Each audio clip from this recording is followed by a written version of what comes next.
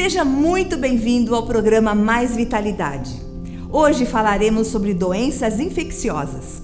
Mas antes de começarmos nossa entrevista, eu gostaria de fazer um convite especial a você. Se ainda não é inscrito neste canal, inscreva-se agora mesmo. E não se esqueça de ativar o sininho das notificações para receber as nossas novidades. Agora, vamos iniciar o episódio de hoje falando sobre as doenças infecciosas transmitidas via oral. E para tirarmos todas as nossas dúvidas sobre o assunto, convidamos a especialista Amanda Correia, que é formada em Ciências Biológicas e professora de Biologia da Rede Municipal de Ensino. Olá, Amanda! Seja muito bem-vinda ao programa Mais Vitalidade. É muito bom você ter aceitado o nosso convite. Eu que agradeço pelo convite, nós estamos muito felizes de participar com vocês hoje. Que bom! Então vamos começar? Nós gostaríamos de saber o que são essas doenças infecciosas. Doença infecciosa é toda doença que é causada por algum micro-organismo, algum parasita. Então pode ser uma bactéria, um vírus, um fungo, um protozoário, toda doença que vai ser originada por um micro-organismo estranho no corpo. E quais são as principais doenças infecciosas que são transmitidas por via oral? Por via oral, as principais conhecidas são as que atacam o estômago, constipação, entre outras. Aí a gente tem também as mais famosas, que são a conjuntivite, que é causada pelo vento ou contato próximo, e a gripe, que também é causada pelo vento ou contato ali tátil.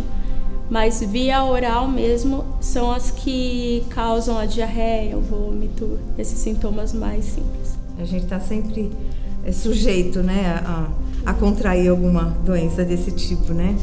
E depois de transmitida, como identificar os sintomas desse tipo de doença? Quais são os primeiros sinais? O primeiro sinal costuma ser uma dor ou um incômodo.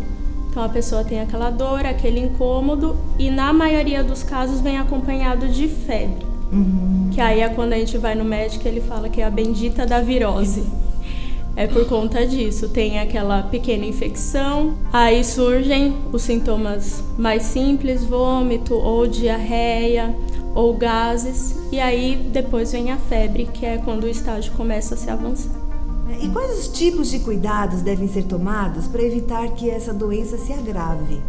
Então, quando a pessoa tiver esses primeiros sintomas, tem que tomar cuidado. A nossa cultura é sempre ir naquele remedinho da vovó, da titia, do vizinho, que fala que é bom, mas isso é muito perigoso. Cada bactéria, cada vírus, cada fungo, ele vai ter um remédio exato para ser tratado. Então, às vezes você está com uma doença, com um micro-organismo diferente daquele que afetou a sua avó, a sua tia. Então, é muito perigoso. Precisa fazer os exames certinho, fazer as culturas de bactéria, dependendo do caso, para dar o remédio para atacar aquela doença específica. Porque o que acontece, quando a gente toma um antibiótico que não vai atacar aquele micro-organismo em si, a gente pode ajudar ele a ficar mais resistente. Aí quando a gente descobre a doença, mesmo tomando o remédio exato, pode ser que esse remédio não ataque o micro-organismo com tanta eficiência. Então o correto mesmo é a gente buscar o auxílio médico, ir ao médico, fazer os exames para tomar a medicação exata e ir desde o começo. Então mesmo sendo uma virose, ir no médico, que aí ele vai dar a indicação correta. Se vai ser só com o soro, para deixar que o corpo mesmo elimine aquele micro-organismo, ou se vai precisar administrar algum antibiótico. Então, ressaltando, né? Nunca se automedicar, como muitas vezes a gente tenta, né? E é um perigo, é um risco maior ainda do que a doença, não é? Bem, já que nós estamos falando de cuidados, quais as medidas preventivas mais importantes para evitar o contágio ou a transmissão por via oral? Quando a gente fala desse tipo de doença, a atenção maior vai para os bebezinhos. Esta fase, né, a fase oral, que vai ali, começa nos 4 meses, que é quando eles começam a pegar os objetos, vai até uns 2, dependendo do caso, 3 anos. Como eles têm essa mania de colocar tudo na boca, então aí a gente tem os dois extremos. A mãe que protege demais e aí não deixa o filho ter contato com nada, que isso também é prejudicial, e a mãe que acaba deixando a criança solta. Então é bom ter uma mediação entre os dois. Tomar cuidado com o que a criança está levando à boca, não apenas por conta das doenças causadas por bactérias e fungos, etc., mas também por conta de pecinhas ou alguma coisa que possa prejudicar a integridade física da criança. Então, buscar sempre passar um álcool em gel, esterilizar o que ela tiver contato, mas também permitir que ela tenha vivências. O nosso corpo, ele tem os anticorpos corretos também, ele produz anticorpos contra essas doenças. Então, quando a criança ela tem um contato com o micro-organismo, o nosso corpo vai produzir um anticorpo para aquele antígeno, né, que a gente chama de antígeno, aquele micro-organismo. Então, as mães têm que tomar cuidado com isso, não proteger demais, também não proteger de menos. E o adulto, onde é que o adulto contrai essas doenças? Na alimentação. Vai preparar um alimento, não lava a mão, vai almoçar, não lava a mão. Ou, por exemplo, quando a gente vai comer alguma coisa na rua, pegou a latinha, nunca tomar direto da latinha, buscar sempre tomar com canudo, é o mais indicado. Porque a gente também não tem aquele cuidado de andar com álcool em gel para higienizar a lata. Então, tomar sempre com o canudinho para evitar esse tipo de contato, a gente não ter esse contato com esses micro-organismos. O fato de apertar as mãos, né, é uma forma de transmitir, né? Também. Doenças. Como, por exemplo, a gripe, né? A pessoa espirra na mão, não higieniza a mão, a outra também pega ali na mão e vai almoçar antes de higienizar a mão. E aí tem esse contato. Então, o principal para o adulto é as mãos. Sempre higienizar a mão. Vai comer? Lava a mão. Ou tem o seu álcool em gel ali para passar. Porque a gente nunca vai viver em um ambiente estéril. Todo lugar que a gente for vai ter uma bactéria, vai ter algum fungo. Pode ser patógeno ou não. Mas para que a gente arriscar, né? Então, trabalhar com a prevenção é sempre o melhor. Prevenir, mas também sem neura, né? Sem tentar se proteger, ficar dentro de uma bolha. Também não... Até porque se a gente ficar neurado, além do nosso corpo não adquirir a resistência pela resposta imunológica do nosso corpo mesmo, ainda tem aquela questão de então você não vai sair de casa. Porque da porta para fora e até na nossa casa mesmo nós estamos rodeados por esses micro-organismos. Sim.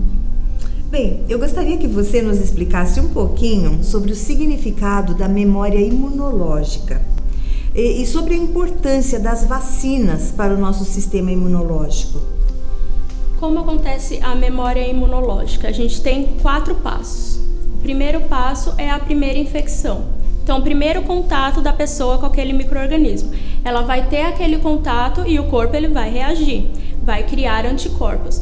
Além dos anticorpos que vão atacar o micro-organismo, a gente vai ter algumas células que vão ser chamadas células de memória. Eu gosto de comparar esse processo com a receita de algum bolo. Nós estamos em casa e decidimos criar ali um bolo. Então, a gente pega o quê? Os ingredientes que a gente já sabe que existe num bolo. Uma farinha, um ovo, uma manteiga. A mesma coisa na resposta imune. Tem a célula específica para criar aquele anticorpo. Então, a gente começa a anotar. Usei tanto de farinha, usei tanto de fermento e etc. Anota a receita, termina o bolo. Se o bolo ficou bom, o que a gente faz? A gente guarda a receita para, numa próxima oportunidade, tenha vontade de comer aquele bolo, conseguir reproduzir da mesma forma. Então, da mesma forma funciona o nosso corpo. As células, elas vão formar o anticorpos, fica aquelas célulazinhas de memória, para quando tiver um novo ataque, esse ataque ser mais rápido e mais preciso. Então, por isso que eu volto no que eu falei, também não ficar neurado. Porque se o nosso corpo não tiver contato com micro-organismo nenhum, então ele também não vai ter defesa. E como funcionam as vacinas? As vacinas elas vão auxiliar nessa resposta do sistema imune. A gente tem muitas doenças que mesmo com o contato habitual, a gente fica bem doente. Eu vou dar o exemplo da catapora. Antes da gente ter a vacina da catapora, o pessoal pegava a catapora, né, e ficava dias e dias com catapora. Hoje não. Depois da vacina, a criança adquire a catapora, mas o corpo dela já tem essas células de memória por conta da quantidade pequena que foi injetada na vacina. Então ela já tem aquelas células de memória para poder atacar. Então mesmo que ela contraia a catapora, ela vai ser mais fraca, mais branda, não vai atacar tão cruelmente quanto era antigamente. Por isso que é muito importante manter sempre as vacinas em dia, porque elas são feitas na dose correta, para a idade correta. Então a gente que fica com dó do bebezinho, eu também fico com dó do bebezinho, tenho 2 filhos. Mas é importante a gente sempre vacinar e sempre na idade correta, porque a quantidade de antígeno da vacina ela é específica para aquela faixa etária. Então, se eu tenho uma vacina de 6 meses que eu vou dar para o meu filho com 8 meses, isso já vai prejudicar um pouquinho a resposta para aquela doença. Bem, Amanda, muito obrigada pela sua participação, pelos seus esclarecimentos sobre essas doenças infecciosas. Eu tenho certeza que essa nossa entrevista vai ajudar a muitas pessoas que estão nos assistindo. Eu agradeço mais uma vez pelo convite e gostaria de ressalvar com vocês a importância das vacinas, aproveitando o gancho, falar um pouquinho sobre a vacina do sarampo. Aqueles que tiverem com a dentro da faixa etária, buscar um posto mais próximo da sua residência para se vacinar. Como aprendemos hoje, a prevenção por meio de alguns cuidados e da vacina ainda é muito eficaz para evitar esse tipo de doença. Além disso, assim que surgirem os primeiros sintomas, procure ajuda médica imediatamente para o tratamento mais adequado.